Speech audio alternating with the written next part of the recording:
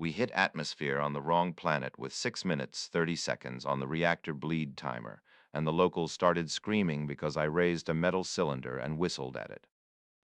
The landing alarms fused into one siren as the nav screen stamped the wrong star name in red, and the countdown shaved seconds faster than gravity could explain. The drop skids dug into purple ash, and something under us began to move, breathing heat through the hull seams. I shouted for a restart while the timer fell to 5 minutes 50 seconds and the sky filled with drones shaped like bells. They answered my whistle with a beam that cut a ridge in half, and the bells rang back like laughter. I realized the whistle had synced them, and the timer slid to 5 minutes 10 seconds because the reactor hated attention. I am not a pilot by talent, just by paperwork, and I was holding a thermos because my hands needed something solid. When I cracked the lid, the smell went out first, and the bells recoiled like I had fired a weapon. That was the disaster getting worse. The locals thought the hiss and steam were a summoning rite, and their ground began to rise in plates.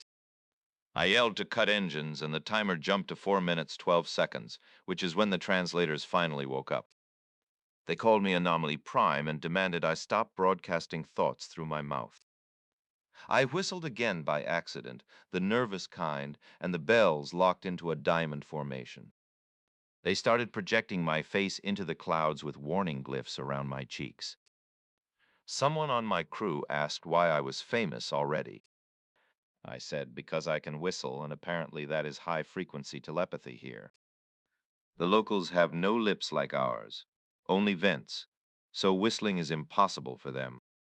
They believe the sound is magic, or a radio breach depending on which academy you went to.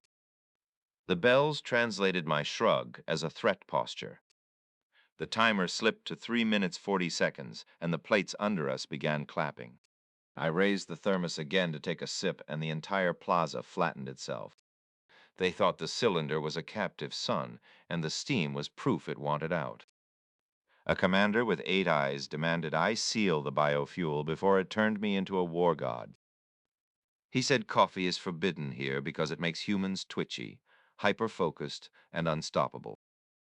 I told him it just keeps me awake. He wrote that down as tactical deception. I became a celebrity in the time it takes to blink because I whistled once more to calm myself. The bells broadcast a message that the anomaly was negotiating directly with the weather. The timer hit 3 minutes flat, and my engineer mouthed a prayer he learned from a movie. I waved for quiet and whistled low, the kind you use for a dog. Half the bells shut down as if asleep. The other half started circling me like I was a puzzle. The commander begged me not to drink again. He said the last time a human did, a city learned to run. I promised nothing and twisted the lid because my mouth was dry. Steam rose, and the plaza lights dimmed like a theater. They all knelt. Someone fired confetti charges, which turned out to be spores, which started another countdown for contamination. The timer ticked to 2 minutes 20 seconds, and the hull groaned. I whistled sharp, and the bells snapped to attention, freezing the moving plates. They asked if I could whistle the reactor safe. I said I could try, which they recorded as consent. I leaned against the hull and whistled a tune my grandfather used to clean carburetors. The reactor timer slowed, then stuttered, then held. The locals cheered in ultrasonic bursts that made my teeth buzz. They declared a holiday named after the sound I made, which I hope is spelled wrong. I finally took a sip. The commander fainted because the war god drank. My engineer whispered that the timer was stuck at 1 minute 50 seconds. Stuck is better than falling, but not by much. I whistled softer, aiming for board. The bells dimmed their lights and hummed along. They asked for an encore and offered me a palace made of bells. I asked for a map and a tow. They towed us with gravity like it was rope. The wrong planet slid under us and tried to memorize my face. As we lifted, the commander woke and saluted with all 8 eyes. He warned me never to spill the biofuel again. I sealed the thermos and the plaza rose back into place, disappointed. The timer flickered, but did not move. The bells escorted us to the edge of their sky and rang goodbye. They promised to listen for my thoughts across the void. We jumped blind and laughed too late. On the other side, the nav corrected itself, and the timer resumed at 1 minute 40 seconds.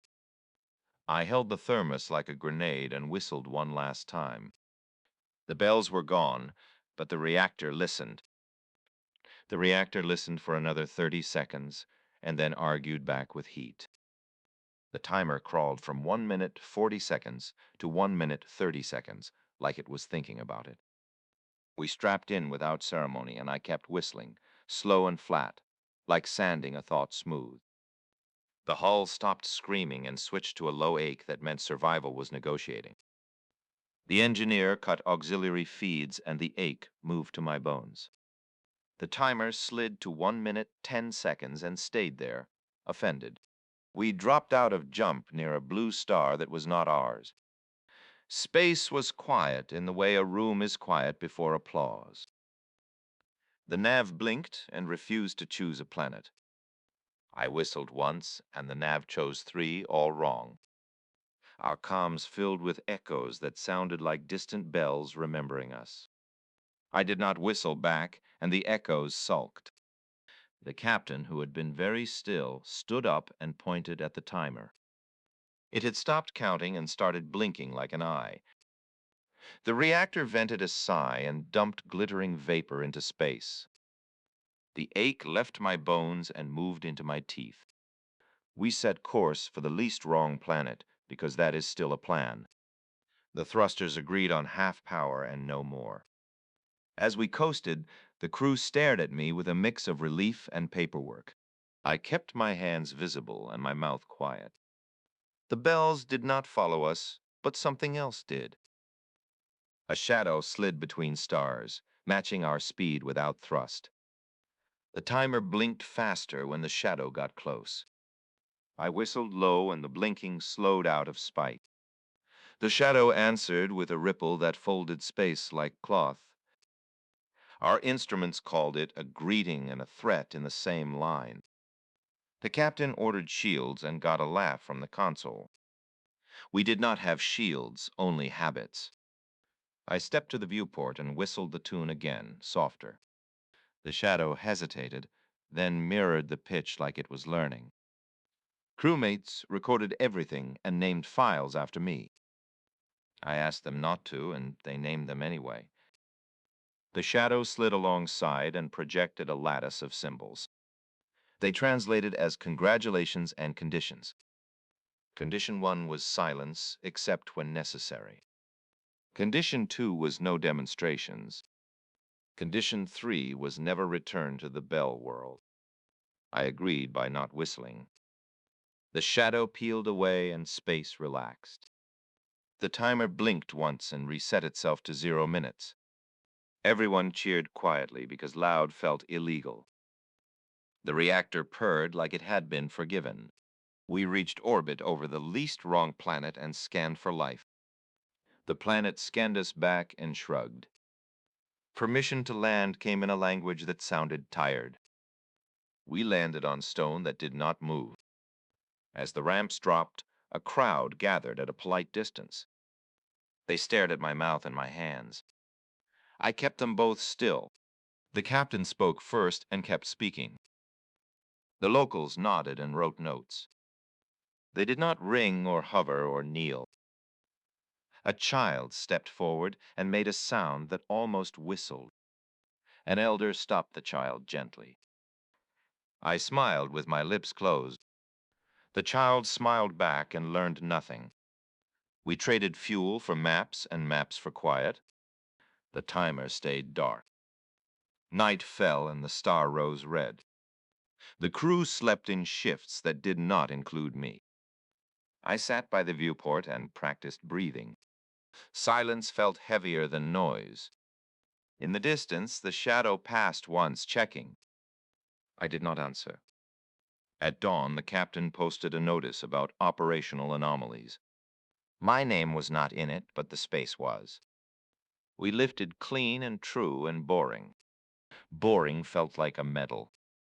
As we jumped, the nav did not argue. The reactor did not blink. In the quiet between stars, I felt the urge rise. I swallowed it and counted breaths instead. Somewhere, bells remembered a tune. Somewhere else, a shadow learned restraint. We set course for home and pretended it was normal. The silence followed us, patient. We did not reach home on the first jump. The nav refused again, politely this time, and offered detours like apologies. The captain chose the longest path because it looked empty. Empty is never empty, but it is quieter about it. 3 days out, the silence started knocking. Not alarms, not pings, just absences where signals should have been. The reactor responded by humming slightly off-key. I did not whistle, and the hum stayed crooked. Crew members reported dreams with soundtracks. They woke up knowing the tune, but not the source. I stayed awake and counted panel lights. 132 green, 4 amber, 0 red. On the 4th day, a patrol intercepted us without weapons. They used questions instead. They asked why our ship carried a human anomaly. They asked why the anomaly was muted. The captain said medical reasons. I nodded like a patient. They asked if the anomaly could demonstrate. The captain said no and meant it. The patrol scanned me anyway. The scanners spiked and apologized. They let us pass and filed a report titled Unresolved. Unresolved is expensive but survivable. After that, ships began giving us space. Too much space, like a superstition. Markets went quiet when we docked. Music stopped. Someone spilled a drink and everyone flinched. I kept my hands in my pockets. A vendor offered me gloves rated for vacuum. I bought them and never wore them. Rumors outran us. Stories about a human who could jam fleets by breathing wrong. The captain ordered a press blackout. The blackout leaked. On a relay station, a crowd waited anyway. They held signs written in frequencies. I did not look at them. The captain did the talking again. The station master asked if I was dangerous. The captain said only accidentally. That was enough truth for paperwork. We refueled under supervision. The reactor liked the new fuel too much. It ran smoother than it ever had. The engineer swore it was listening. I told him not to anthropomorphize machines. He said, then stop training it. I stayed quiet. Midway to home, the shadow returned at a distance. It did not approach. It observed us, observing it. Mutual professionalism. The nav suggested a shortcut through a bright fold. The captain said no. The fold pulsed like it was clearing its throat. We went around. Supplies ran low on patience, not food. Crew arguments ended when I entered the room. Not fear, just expectation. Expectation is worse. I learned to announce myself with footsteps.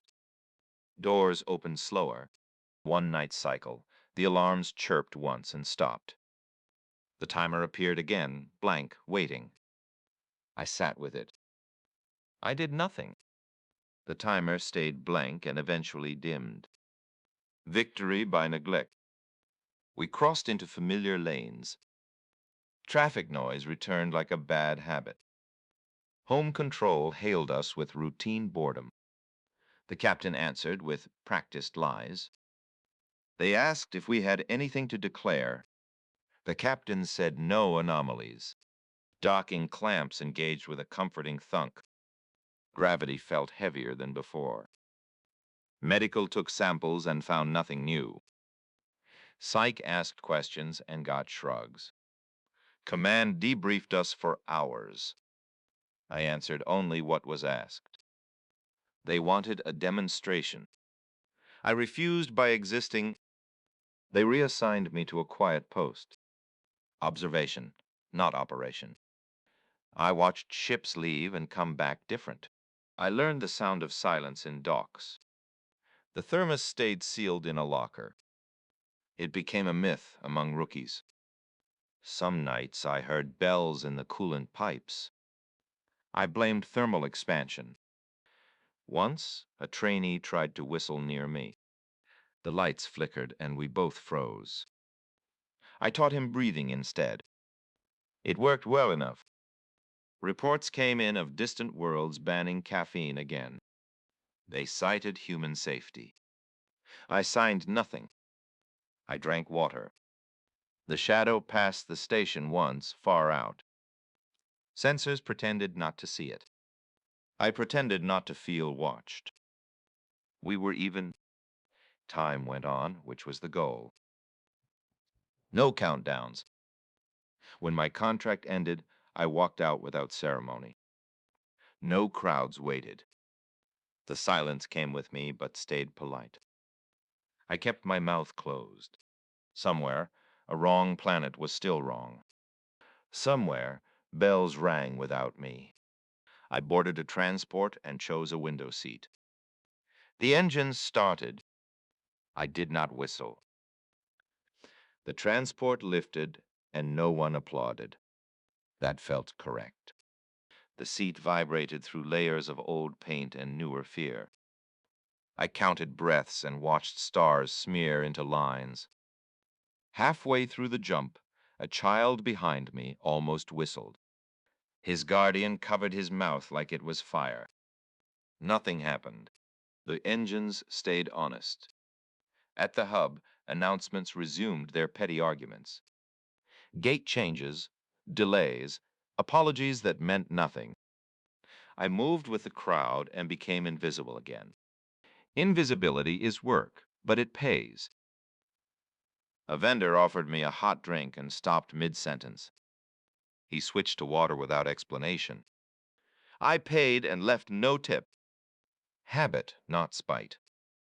On the next leg, turbulence rattled the cabin. The pilot blamed solar weather. I felt the old urge rise like a tickle. I swallowed it and pressed my tongue flat. The turbulence passed. The pilot sounded surprised. At my destination, rain fell straight and boring. Gravity felt local and patient. I rented a room with thin walls and thicker silence. The bed creaked like a witness. Night brought dreams without sound. I woke rested and suspicious. Work found me in a week. Logistics. Night shift. No alarms. The machines hummed badly and learned nothing from me. I liked them. Messages arrived, sometimes without senders.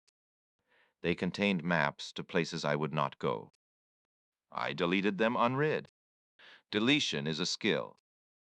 Once a month, a report crossed my desk about unexplained coordination failures. I filed them under weather. The shadow never returned. Or it did, and learned discretion. News feeds joked about whistle bands in public spaces. The jokes aged poorly. I learned to cough when surprised. It fooled everyone, including me. Years passed, spelled out in paperwork and pay stubs. Nothing counted down. One evening, the power dipped across the district.